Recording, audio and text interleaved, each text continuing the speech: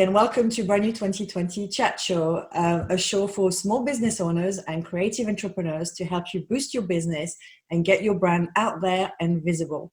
I'm Olivia, your personal branding photographer from Shoot and Share. I'm Tam Goldsmith, the brand designer. On today's show, we're going to be discussing how to make meaningful relationships at networking events. And joining us today is James and Kelly West from the O.N.L E Networking group. Hi guys, it's really lovely to have you on our show today. Hi guys, it's good to be here. So I'm Kelly West, I'm one half. Yes, I'm James West. Hello. So does networking seem like a chore to you? Perhaps you've been to a few networking events, you've handed out a few cards, and you've walked away empty-handed. Or maybe you're shying away from public speaking, or you haven't got your elevator pitch down to perfect. So you're just not going to networking events and you're just avoiding them. So if you have a million reasons to avoid networking, James and Kelly are here today to give you a million more reasons why you should be attending these events. James, Kelly, there are already quite a few networking groups, especially down here in the South. Why did you both decide to create the O.N.L E Networking group? And what new business model did you want to bring to the networking world? Yeah, so absolutely, you're right, Tam. There is lots of networking groups out there. What makes this one different, I suppose, is the question there. That really plugs into the story of us as a husband and wife team, in that we met at a networking group, which is obviously a great boost for, or a tick in the box, as it were. But networking has been really transformational for both of us, personally and in business. It's an incredibly valuable thing.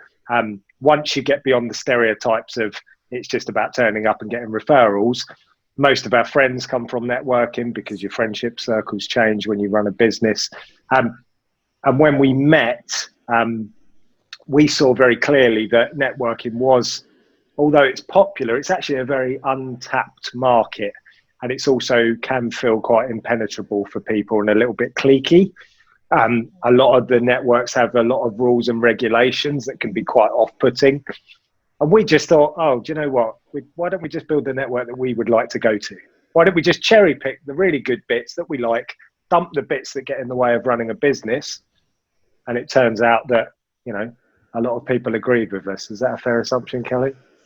Yeah, definitely. It was interesting hearing Olivia talk about networking from a different perspective to mine, because elevator pitch makes me cringe. You know, they're not terminologies that we particularly use within the O.N.L E network. We do understand that you've got to clearly and concisely get your point across, but by giving those terms a bit of a label, it puts the fear of God into people, and it makes them go, oh my God, I need to rehearse this thing that I've got to be able to shout about as soon as I've been asked. And I think for us, it was just making it more accessible, as James said, and making people feel comfortable.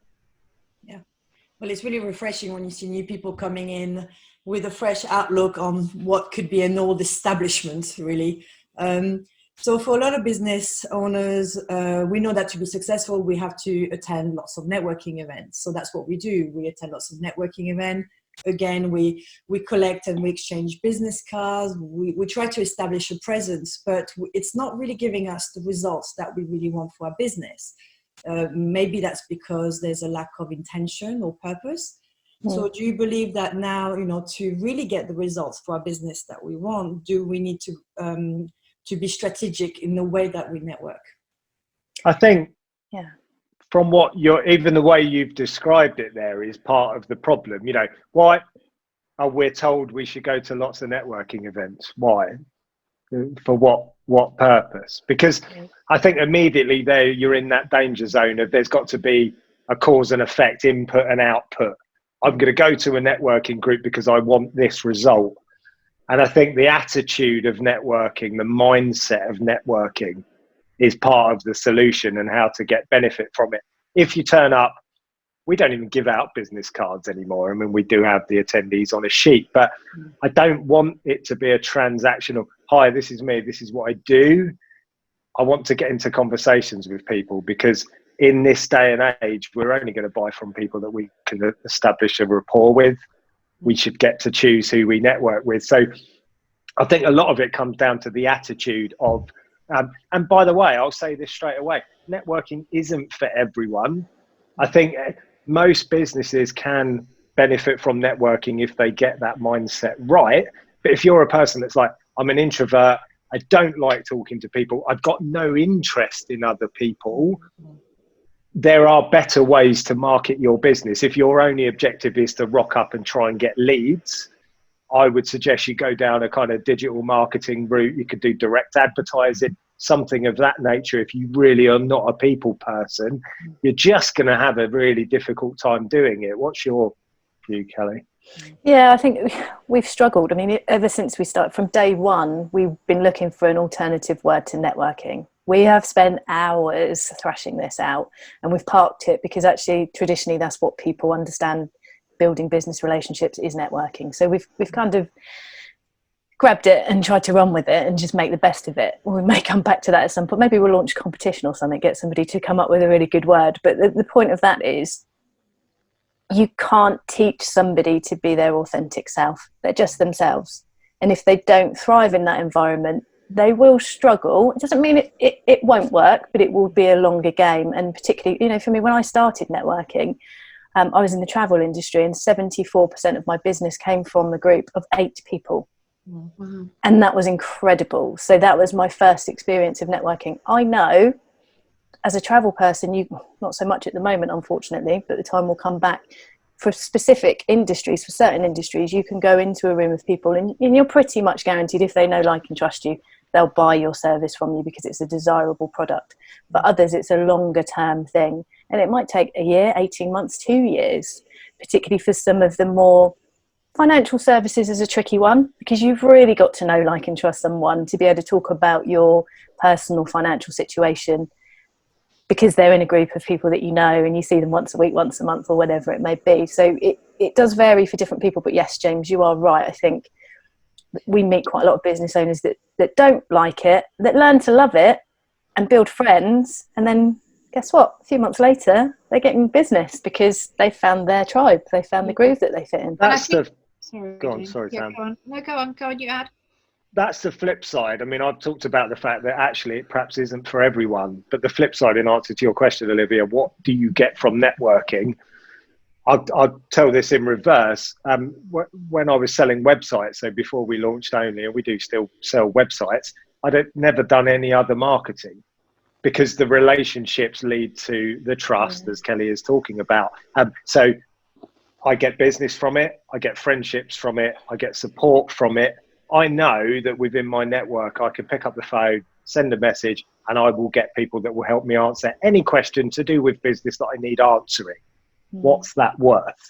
I mean, that's priceless, isn't it? If you can learn how it works, put relationships first, and actually care about people, the benefits are endless, but you've got to get the mindset right first. Yeah. And I think that makes those relationships that you're making within those networking groups more meaningful, and that's how they make your business successful.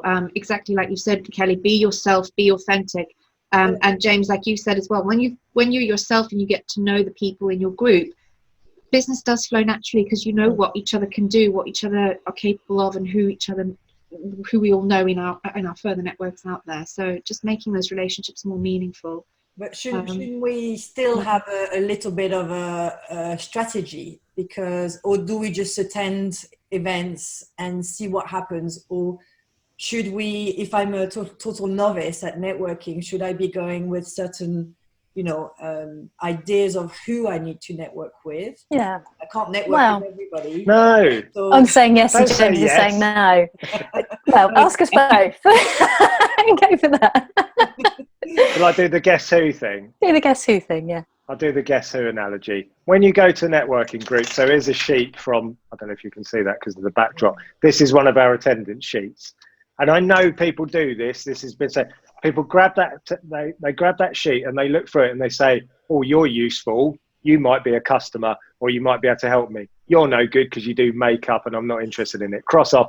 And you go through and you make assumptions. And I talk about it as a guess who board. So you've walked in the room, you've made that prejudgment on who's going to be valuable. By the way, you've based it on their job title. And what you've effectively done is you're playing guess who and you're going, you're no good, clack, clack, clack. Yeah. You end up with about 3 people standing You then go and have a conversation with those 3 people.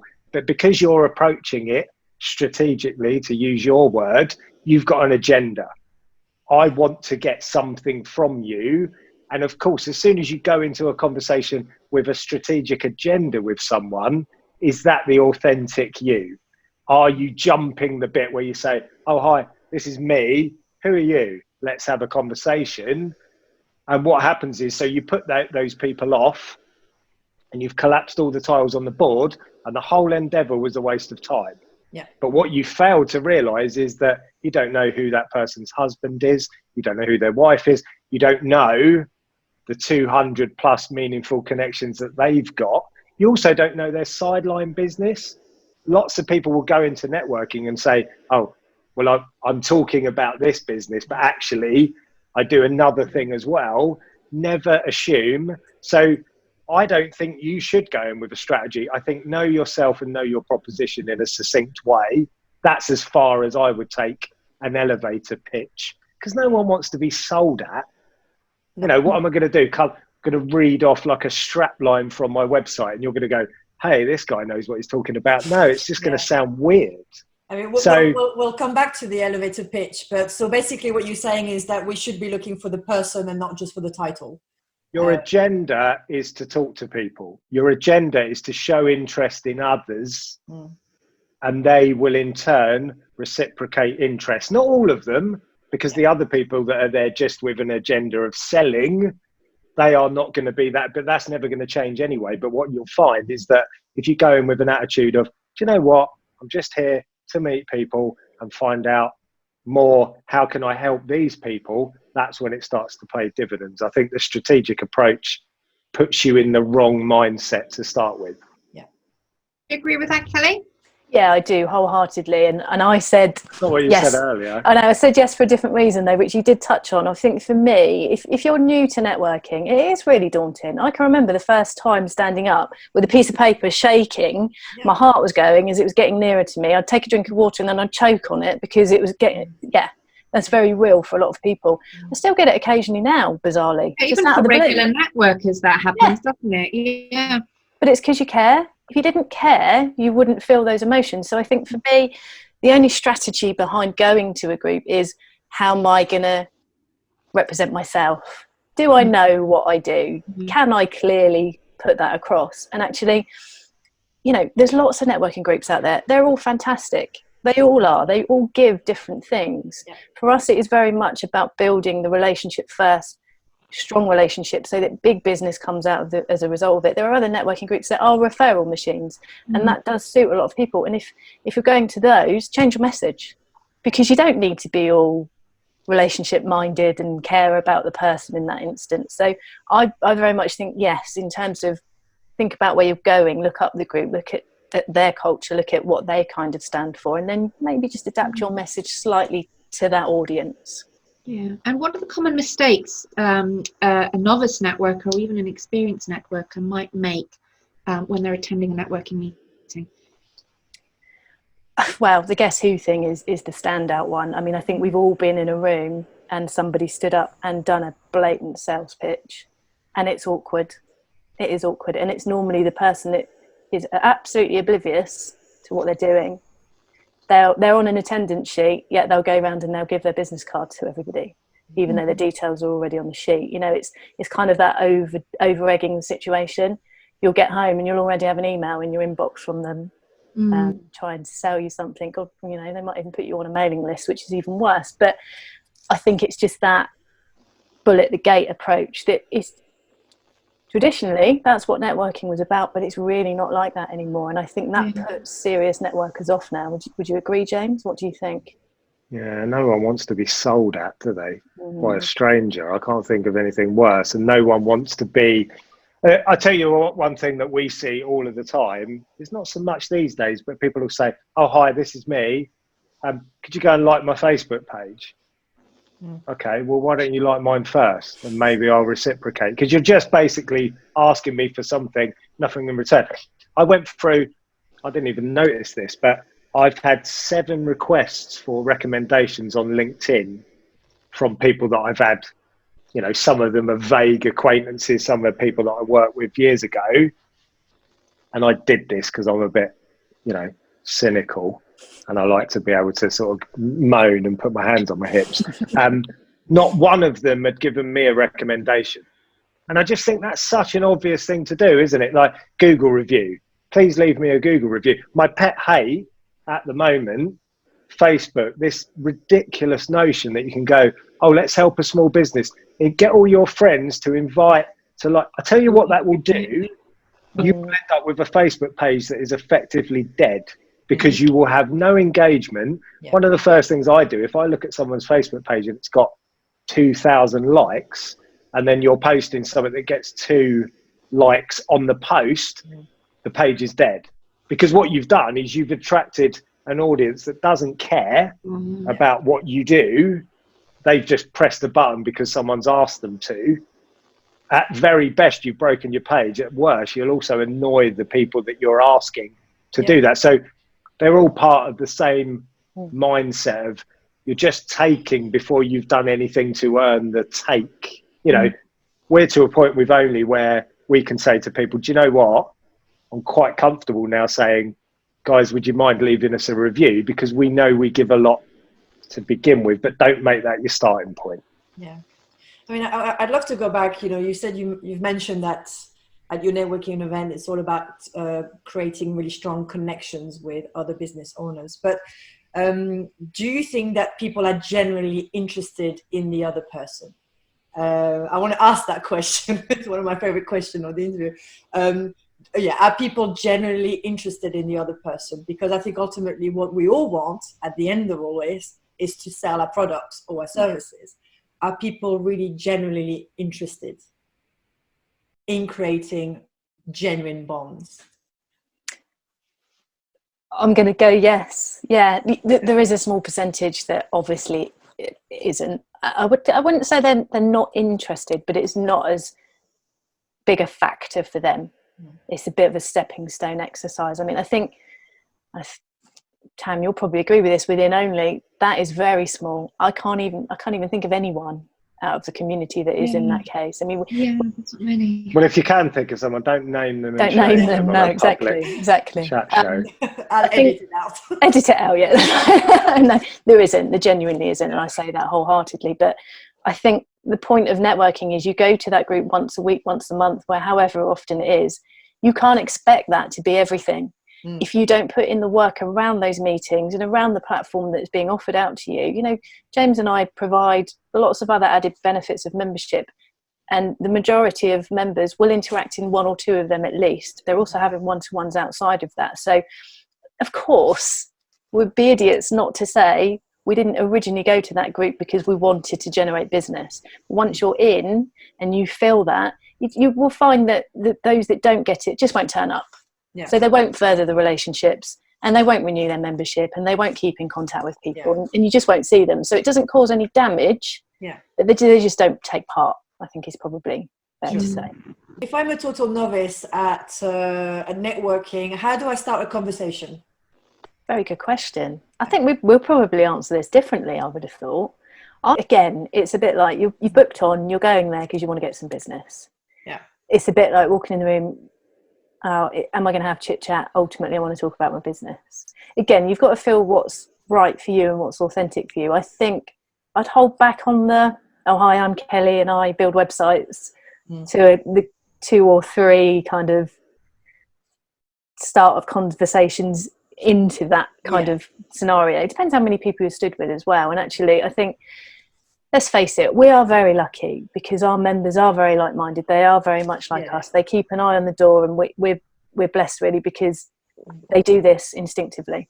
Yeah. And people that don't fit that mold don't fit in within ONLE, unfortunately. So, but I do recognise what you're saying, Olivia. And I've been in that situation. I've walked in a room. I'm really confident, but I wasn't before. And I went to a networking group probably 2 years ago. There was 3 groups of people stood having a coffee. I approached all 3 groups of people. None of them interacted with me. Yeah. I said hello. They said hello back. Carried on with their conversation. I walked to the next group, did the same thing. So yes, it's a very real scenario. I think say hello if you feel comfortable to interact in a environmental kind of conversation. If you're in a nice venue, you can talk about the venue. I'd avoid the weather because that's just a generic one, isn't it? But if you're happy to do that, if you're getting to the point, I mean, in the end, I got to the third group of people and I went, oh, I'm Kelly, I'm from ONLE Networking. Of course, they want to talk to me then because I'm the competition. it's something to talk about, isn't it? So I think if you want to be a little bit bolder and you want to kind of make a bit of a stand and you're feeling a little bit uncomfortable, yeah, I'm Kelly and this is what I do. Yeah. Because they can't not reply to that. Sure. Yeah. Can I add something in there? Just from the experience of being in an ONLE networking group and other networking groups, is this people like to speak about themselves as well. So I find that if you're feeling, and this is for people that perhaps are nervous to go to networking, that are watching, if you're feeling uncomfortable, start commenting on people about themselves. I always say, gosh, I really love your top, where did you get it from? Just, people love to talk about themselves and they love to be made to feel good. If you spot someone and you've met them before, just say, you look really good today, and that kind of makes the conversation flow naturally. So I'm a bit like you, Kelly. I kind of talk about random stuff. See how the conversation goes then before we start talking about business. So questions are your best friend. Yeah. We live in a broadcast society, don't we? I mean, we always talk about this in any kind of social media, and this is a good tip for people that are starting out on that journey. Or trying to get better. The bit that stands out on social media is the conversation. The bit that really grabs people's kind of view is that, oh, that person's actually asked me a question. They've actually interacted with my content, because there's a clamour for people to just produce stuff, because that's what we're supposed to do, isn't it? We're supposed to market. Well, no, the way to start the marketing rule is that don't do what everyone else is doing, because you won't stand out. Yeah. So if you start asking questions on social media, most people are not going to go, who's that weirdo?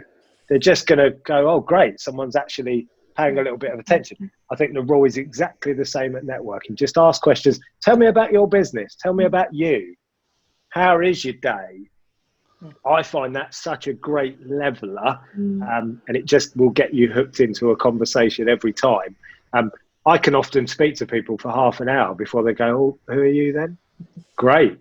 Because I've then learnt loads, haven't I? And they're thinking, oh, I like this person. Well, they don't know. I might be a complete moron, but I've shown interest in them, haven't I? Perhaps I am. So we've obviously arrived at a networking meeting. Do we still need to prepare an elevator pitch for those meetings? And do you have any advice on writing good pitches? Why would we need one? We may have the same answer on this one. I'm a business mentor as well, so I spend a lot of my time helping my clients find their message. For me, when you're standing up and you're talking to a room full of people, if what you're talking about is hitting the right notes, because people are engaged, they're looking at you, they might make notes, they'll nod, the body language will show that actually what I'm saying is really hitting the mark here. I changed my message probably a year ago, I would say. So I would talk about being a mentor. I help you in your business. I help you find your message, blah, blah, blah, blah. And James sat down with me one day, and it's like plumbers with leaky taps, isn't it? You can't see it when it's your own business. And James said, you really need to kind of perfect this. You have to find the pain point that you're going to solve for people. So I changed my message to say, I help my clients find the bit of their business that makes them money. I probably gained 3 clients off of the back of that meeting, because what I said resonated with them. So yes, I don't like the term elevator pitch, but you do need to be confident that what you're providing isn't wishy-washy, it's understandable, and it's going to hit the pain points of the people that you're talking to. Not everyone, absolutely not everyone. And James and I are a really good example. We changed our business model. We changed the name of our business, the offering of our business, purely based on the people we were networking with. Because what we were offering before was never going to be sold into the group. This was websites. It was too highly priced. It didn't offer the right value. It didn't make sense. We had some great clients. We wouldn't find them in networking. The connections within the networking would give us those people. But we then suddenly went, hang on, all these people here need what we do, but in a different way. And we changed the name of the business, we changed the proposition, and it flew. So yeah, you need to be clear on what it is you're offering, but you can change that. like I said before, if you're going to different groups, change your messaging and think about the people that are in the room. I used to, for years, when I went to networking, I used to write, because we don't do a 60 seconds in that traditional sense, but the networking I went to where me and Kelly met, I always wrote my 60 seconds, and I used to spend quite a long time on it, because I wanted to make it quite pithy and funny and informative. And for me, and so by all means do this, prepare something, pre-write it. I used to read it off of a sheet of paper. Now I wouldn't dream of it, because the proposition is here. I know what it is, and I can say it in a variety of ways to stop myself getting bored, if nothing else. But don't be afraid to write that down, but just be mindful of that. No one wants to listen to a billboard when they're presenting. And I think one thing to be very clear about, and I talk about this quite a lot, is make sure your objective number one is that it makes it really clear, what you do, because that's not a given. People, particularly when you get into sort of creative copywriting, people get lost in sort of fancy language. And as a journalist, I was taught to economy of language. It's all about communication. It's not about showing off. So one, does what you're saying very clearly communicate what you do? Because if I don't get that bit, you're not going to get much further. And secondly, and Kelly's already alerted to this, what's the problem that I'm solving? People don't care what you do. What's your story as the audience? And we were taught as journalists who, what, when, where, why. Really good rule to apply, not just to preparing a statement in your mind or that you're going to write on a sheet of paper. Who, what, when, where, why. We used to do that in newspaper terms, because you try to get who, what, when, where, why into the first paragraph. I'll try and show this visually. Headline, paragraph 1 should contain who, what, when, where, why, because in the old days, they used to edit from the bottom. So if suddenly an advert came in, they would chop up to underneath paragraph 1. So paragraph 1 had to be a self-contained piece of information that tells me who, what, when, where, why. And I still apply that in everything that I do. Websites is a great way to look at who, what, when, where, why. Look at your website. Does it tell me the pertinent information in the first paragraph? How many times have you looked at a website and gone, I'm already halfway down the page, I don't know what they do? Because it's got knotted up in this sort of complicated, I'm going to transformative this and all these cliched language. And it's like, I don't know what you do. Get to the point. And networking is no different. If you don't stand there and say, I build websites, I can transform the public perception of what, it's just nonsense, isn't it? And I think that's so important. Who, what, when, where, why on your pitch, if you're going to call it a pitch, website, social media, look at your bios. Does it adhere to who, what, when, where, why? Then you can get creative. Then you can come up with a pithy strapline. But I think if you're starting out, the amount of people you talk to at networking go, what do you do? And they go, well, I do this, but what I really do, it happens all the time. If you can't reel off, I build websites, we use Squarespace because it's a really flexible platform. We teach people to edit their own websites. And by the way, I was a journalist, so I can help you with the content, not just the design. Done. If you can't reel that off, go back to the drawing board. That's all the information you need to know, because do you know what? Don't need a website right now. Don't want Squarespace because I use WordPress.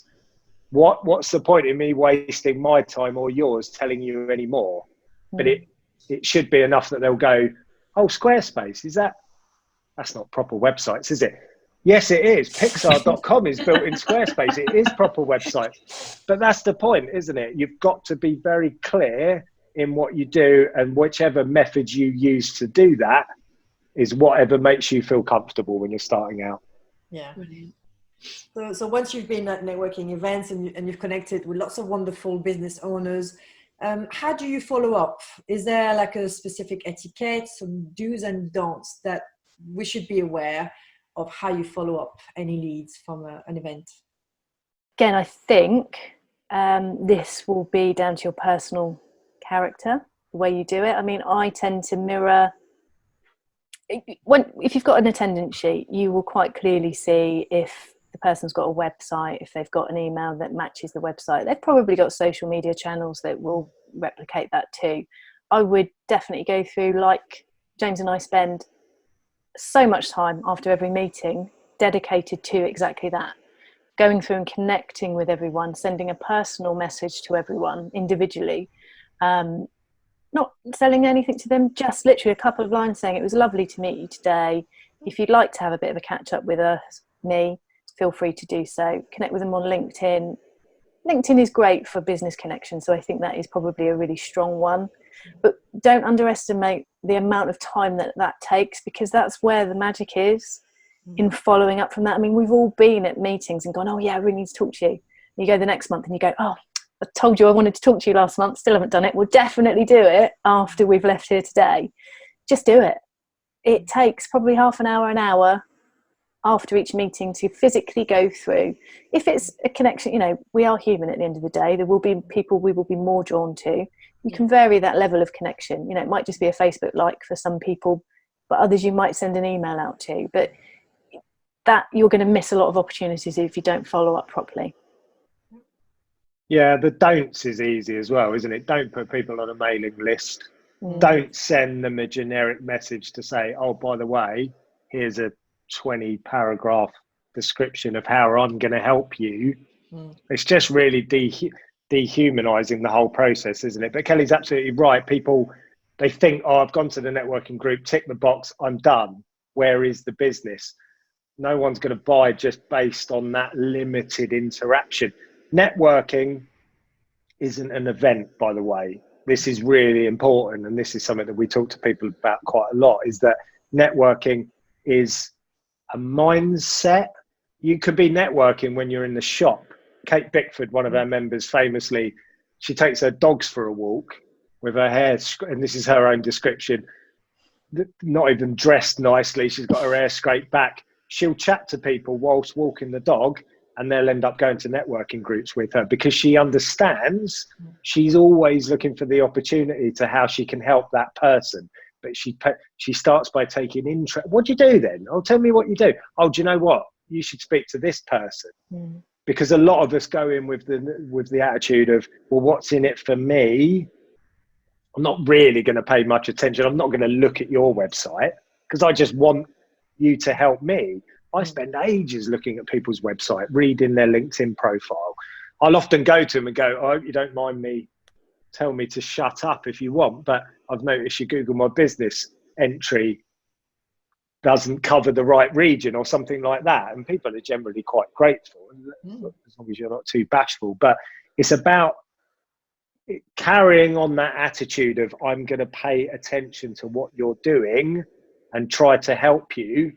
And then people remember you, don't they? Simple psychology, I think. But yeah, the don'ts are really easy because so many people whack you on a mailing list and go, well, okay, where's the business? Well, good luck with that. Yeah. Kelly, James, when business owners join the ONLE Networking, they obviously are joining a community and you have lots of resources that they can access. Do you want to talk us through some of those resources, part of the membership package? Yeah, absolutely. Well, I'll talk about the standard membership, and James, you can add on the extra bits that I'll forget about because that's me. So the membership is an annual membership for ONLE Networking, purely because you have to build a relationship, and that isn't done overnight. So it does require a commitment from both sides, to be honest. So it's an annual membership that you then pay a monthly fee for your face-to-face meeting, for your core group, wherever that may be. At the moment, I think we've got 17 face-to-face, which are now online at the moment until we return to obviously that world meetings. You choose a core group and that's where you're based, and then you're free to go and visit any of the others as and when you wish, if you want to further your network. We also run only online, and we've had that for nearly 2 years now. So that is purely online meetings, because you can get, well, Laura's in Dubai. We used to have a couple of people in the States, but the time zone didn't work very well. So, you know, you can capture a bigger market, but probably the listeners here are probably more familiar with the ONLE networking model, but both of them have access to the added benefits that James will talk about. Yeah, so you get the standard things that you would expect, like a member profile on the website on both. if you're on ONLE Networking and ONLE Online. We've got a really vibrant Facebook group. You guys know it's quite hard to get an active group where people actually converse with each other. We're to the point, I reckon 7 or 8 things get posted on there every day, but it's actually people talking to one another, giving recommendations and things like that. So that's really valuable. ONLE Talks is one of the big things we do. That's our monthly education where it's me interviewing a business subject expert. We've had some phenomenal ones. We've covered things like SEO, marketing, money mindset, managing time, all the things that you would want to learn as a business owner, but we do it in a group setting. So you get the video, we then discuss it during the meetings, or I summarize the 3 main takeaways, and then we have a group discussion at each meeting. And I learn quite a lot from the discussion, even though I've done the education myself. So that's a big part of what we do. But we've also added a couple of new services since we've moved online, which have been very popular. One of them is ONLE 123, which is just an hour of one-to-ones. So we use the breakout room facility in Zoom, and you just have a random one-to-one with someone. Really useful because it gets people away from that guess who. Sometimes puts them in a room with someone they would never ordinarily gravitate towards. You know, opposites often need each other more than anyone else because they know completely different things, live in completely different worlds. So that's really successful. And we call it the ONLE bunker at the moment. We put that together when lockdown began and said, let's all get together, all of the members, on a weekly and have a kind of topical discussion. And we had the Diverso guys, accountants, talking about money, and we've had financial advisors and things like that. But that's become, we're going to call that ONLE weekly. And it is just more of a bit like this, but a bigger group. So a topical conversation each week. The bit that you can't really put a label on is the community, because that almost goes on beyond what we're doing. But it's for ONLE, it's all about just making that as the starting point, isn't it? Introducing people to our culture, to our way of doing things. And we're not there is no rule or regulation that dictates you do it our way. But if you think like we do, you're going to probably get more benefit from being part of this community. So yeah, and you can definitely feel that culture coming through. And I've spoken to people within a meeting who have been visitors rather than members, and they've commented on the feeling of that culture coming through just over Zoom, which is amazing to be able to achieve that through a cold surface, like an online surface, because the meetings are so vibrant. You know, getting to know the people within a meeting is amazing. So well done in being able to achieve that. Kind of leads nicely really into my next question, which is all about 21st century networking. How we, do we now have to take that whole social media networking and the whole face-to-face networking as a whole package now? With this new norm coming up, and what's the future for you? What's your vision for the future for networking? I think that's spot on, and I think given the current situation, even more so. But I do think it was heading that way anyway. I mean, I particularly talk to my clients about a cohesive message. I mean, how many times have you met somebody at networking? You've gone and looked at their social media accounts or their website, and you've gone, blimey, is that the same person? Because it's just completely different. It's kind of a bit sporadic. So I think absolutely cohesion of the brand. Isn't it something like 7 touches before somebody really remembers you and is going to buy from you? And if those touches are all different and they're not pulling together your brand, obviously you guys know this really well, that's going to be 14 touches by the time they realise who you are and that's the same person. I think we did a lot of social stuff outside of the network too, because particularly nowadays, business is a personal choice. We have a lot of choice of who we want to work with. We're web designers. There's hundreds of web designers in our area.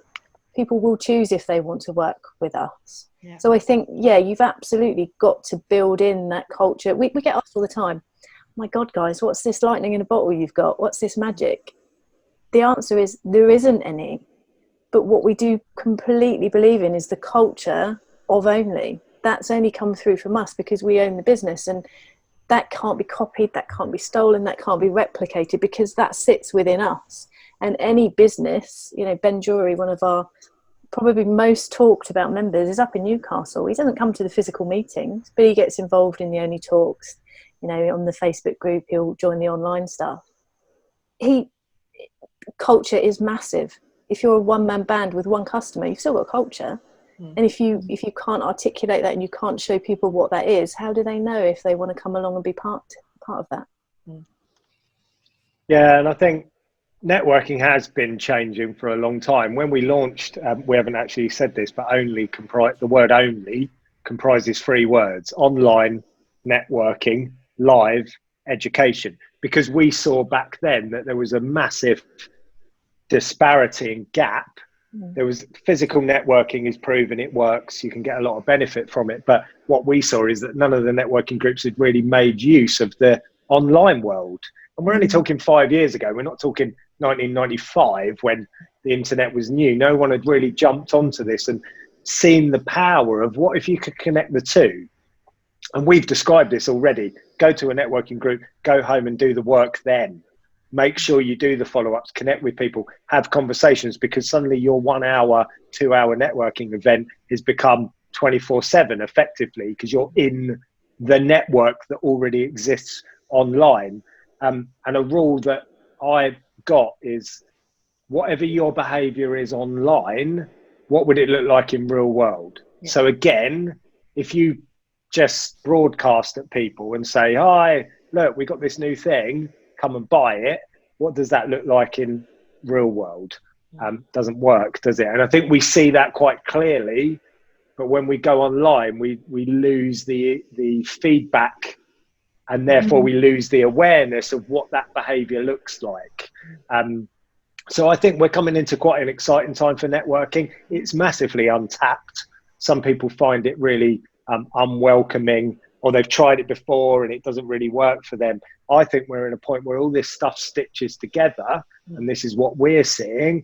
Wow, it's powerful, because you've got the best of both worlds, haven't you? You're connecting physical, and to the point where there won't be a lie. You know, I like to think, well, we won't, like we talked about earlier, networking isn't just an event, it is a state of mind. That sounds hippie-ish, doesn't it? But it's true.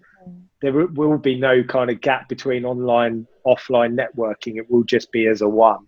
Yeah. Well, quickly, a quick question. I mean, we've all got used now these last couple of months of online networking, you know, where we're in the comfort of our own home. But there's something really practical about that as well, is you spending less time traveling left, right, and center. So, you know, what do you think once this confinement stops? Do you think people are just going to run to a face-to-face networking because they would have missed that human contact? Or do you think by then we would have got a little bit too comfortable, you know, in working in a half-dressed, half-pajama state? And are we going to want to remain more online than face-to-face? Do you have some kind of ideal provision of how you see the end of the confinement and the return to normality? What do you think? Well, I think it's going to change quite drastically. I've had quite a number of conversations with members who said, if you came back tomorrow, I wouldn't be there because I'm not confident enough to go out and be in a room full of people. We're really lucky because actually our meetings are maximum of 30 people, so it's highly likely that we'll be one of the first to be able to return. Sure. Will we want to do that straight away? Yes and no. And I mean, who knows what that's going to look like. For us, we pick really nice venues, and that's not just because I'm a bit of a brand snob, but it's because it's part of that experience. Yeah. It's an outing. It's wow, I get to go to the Four Seasons once a month for a meal that I would never do outside of work normally, or have the time to do. So I think it is going to change, but when we do go back into face-to-face, it's going to make it feel so much more special. Sure. So I think particularly for us, yeah, that's a really important question for us that we've not quite answered just yet. I think online is going to fly massively because it is so time efficient, and what we've seen is, you know, we stretch from Newcastle to Poole to Brighton at the moment. We've got grand plans for this year, but at the moment that's our geography. The guys in Newcastle would never get to Poole, but online they can meet each other quite happily. So lots of our members are taking the opportunity to visit those groups that they wouldn't normally get to because, hey, you guys already get the culture of this, and I'm one step closer to getting to know you already because I'm part of this thing. So it's going to be a really interesting time. Yeah, I think it's inevitable that the blended approach, and good in some respects, because like we said earlier, that was part of our original ethos, is to how can we use the online tools to make networking a better experience? So I think we've planned worst case scenario that we may never go back to face-to-face networking. And I know that sounds apocalyptic, but you kind of have to, because no one can give you a definitive answer. What's the point? I think a lot of the networks have struggled because they've just thrown up an online proposition as a bridge gap idea, and that's not healthy, because what you're kind of saying is, well, we don't really believe in the value of this. It's about connections at the end of the day, isn't it? It's about interactions, and we have got more comfortable with this kind of interaction. All of us have. We're okay if we don't go back to face-to-face. We'll miss it massively because it was a big part of what we do.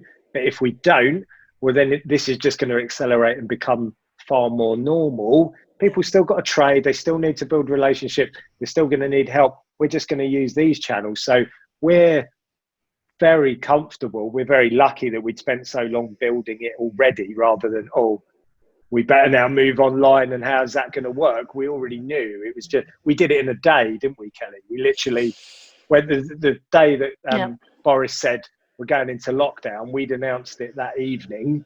And then by the next day, we'd shifted all of the meetings online, and that gave us a massive advantage. But yeah, I don't think people will flock back.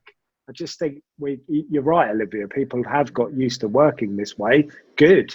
What a waste of time. The amount of travel that was unnecessary. But then if you do go to networking, well, I'll wait and go once a month and go to Chewton Glen, because what a nice place to spend a day and solidify relationships. That's how I think it will work. You've also got the podcast that you've launched recently, and that's also the way the world is going, is listening to podcasts. Can you share your thoughts on that, and what dreams and hopes you've got for the podcast, and expand on why you've developed that podcast? I like podcasts. I mean, Gary Vaynerchuk, I watched one of his videos and he talked about it. He just makes it very obvious, doesn't he, that the passive listening experience means that podcast and audio is going to be more powerful than video, because video is all in. You can't just dip in and out. You can listen in the car, you can listen on an Alexa. On an Alexa? Sounded like a granddad then, didn't I? A smart speaker, that's probably just as bad, isn't it? But that makes perfect sense. But we always wanted a kind of platform for, wouldn't it be great if we could just make the only business podcast where it is just about business and it goes out externally?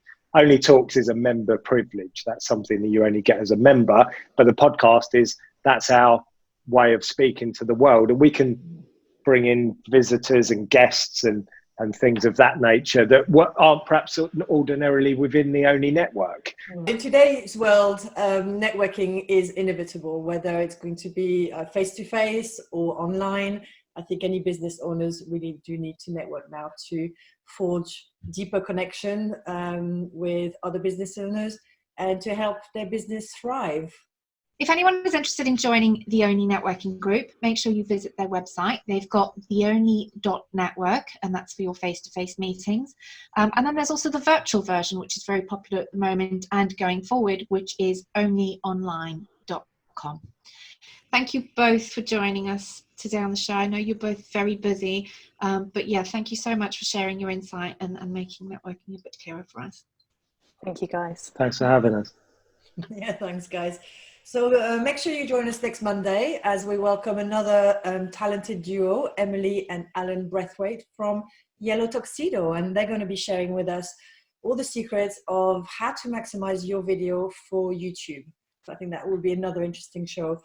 Of course, guys, make sure you stay with us, befriend us, like us, subscribe, do whatever it takes to be with us every Monday morning on the brand new 2020 Chat Show.